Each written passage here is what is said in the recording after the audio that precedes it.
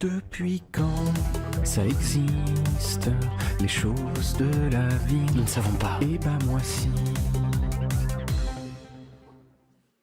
Depuis quand ça existe le karaoké?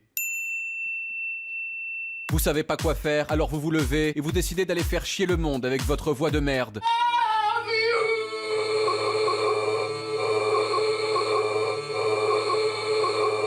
Avant, quand on savait pas chanter, on avait la décence de bien fermer sa gueule. Malheureusement, aujourd'hui, il y a le karaoké, qui permet aux gens sans talent de croire que c'est pas grave de pas en avoir, alors qu'en fait, c'est pas vrai.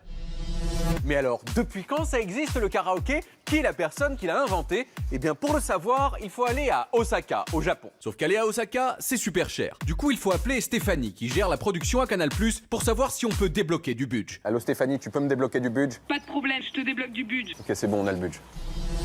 Osaka, 20 millions d'habitants et un nombre incroyable de choses cheloues, comme ces chambres d'hôtel de la taille d'un cercueil, ces troupeaux de biches qui aiment bien qu'on leur donne à manger. Je suis le maître des biches. Et puis sur la montagne, un vieux monsieur qui sourit. Bonjour, je m'appelle Daisuke Inoue et c'est moi qui ai inventé le karaoké. Enchanté. Daisuke Inoue est né le 10 mai 1940 à Kobe. Adolescent, il est batteur dans un groupe, puis pianiste. Et puis un jour, un ami à lui qui aime bien chanter lui demande « Dis, j'aime bien quand tu m'accompagnes au piano, mais quand t'es pas là, c'est chiant. Tu voudrais pas t'enregistrer pour que je puisse chanter même quand t'es pas là ?» Daisuke Inoue s'exécute et peu de temps après, il se dit « Je vais faire une machine en fait, qui puisse faire ça dans les bars. Comme ça, les gens pourront... chanter quoi. » Et en 1971, la première machine à karaoké du monde est installée dans un bar de Kobe. C'est la première machine à karaoké du monde. On met une pièce dedans, la musique démarre, et on peut suivre les paroles sur un livre de chansons fourni avec. 45 ans plus tard, le karaoké est partout. Au Japon, c'est une des principales façons de s'amuser. Il y a même chaque année un championnat du monde de karaoké.